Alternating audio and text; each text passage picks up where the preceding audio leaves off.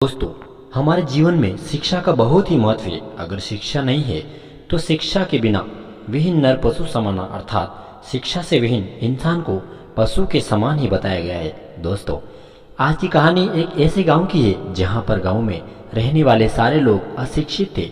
जहां पर एक गरीब परिवार का लड़का, जो कि बहुत ही गरीब था, वह पढ़ने की सोच रहा था, शिक्षा ग्रहण करने की सोच रहा था, लेकिन गांव के लोग और उसके परिवार के लोग ही उसे पढ़ने नहीं देते।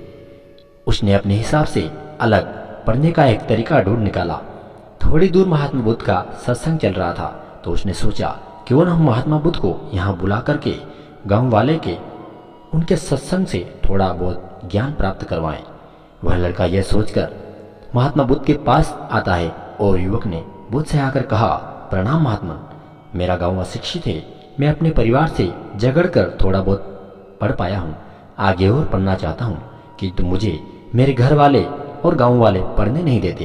घर के लोग कहते हैं कि खेती बाड़ी करो, खेती में खूब पैसा है, और कोई काम करो, पढ़ने से कुछ नहीं होगा और उसके लिए किसी शिक्षा की कोई जरूरत नहीं है। यही सोच गांव वालों की भी है। कृपया आप मुझ पर दया करें, कृपा करें और अपने गांव के लिए प्रस्थान करें और शिक्षा के जरिए लोगों को समझाएं। अपने गांव चलकर वहां शिक्षा का प्रचार प्रसार करें और लोगों को समझाइए।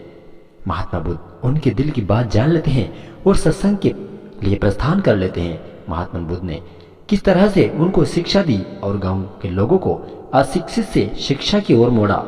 चलिए शुरू करते हैं कहानी। बुद्ध युवक की बात मानकर गांव आ गए। गांव के सभी लोगों ने बुद्ध का सत्कार किया और रोज उनके प्रवचन सुनने आने लगे। बुद्ध जब भी शिक्षा का महत्व बताते, ग्रामीण विरोध नहीं करते। एक दिन एक महिला अपने 10 साल के बच्चे के लिए पूछने लगी, उसे किस उम्र में शिक्षा दिलवाएं। तब बुद्ध ने समझाया कि तुम्हें तो 10 वर्ष पूर्व ही इसकी शिक्षा शुरू कर देनी थी कि उसे किस तरह से रहना है, बड़ों को कैसे बोलना, छोटों को कैसे बोलना, सब कुछ सीखना होता।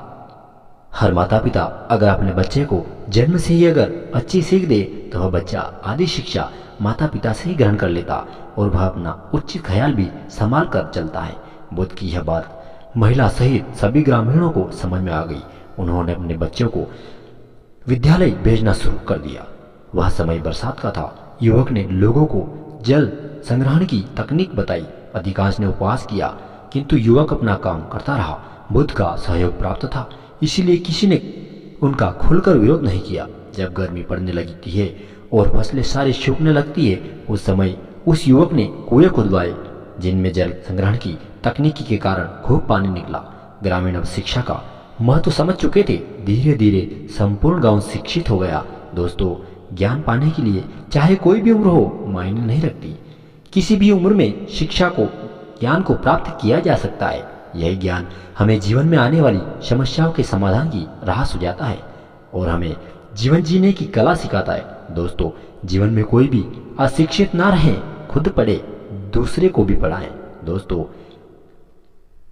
कहानी को हम यहीं विराम देते हैं। मिलेंगे नेक्स्ट कहानी के साथ। तब तक के लिए आप सभी को जय हिंद, वंदे मातरम, जय श्री राधे कृष्णा। और हाँ दोस्तों, कमेंट में जरूर बुद्धाय नमः लिखें।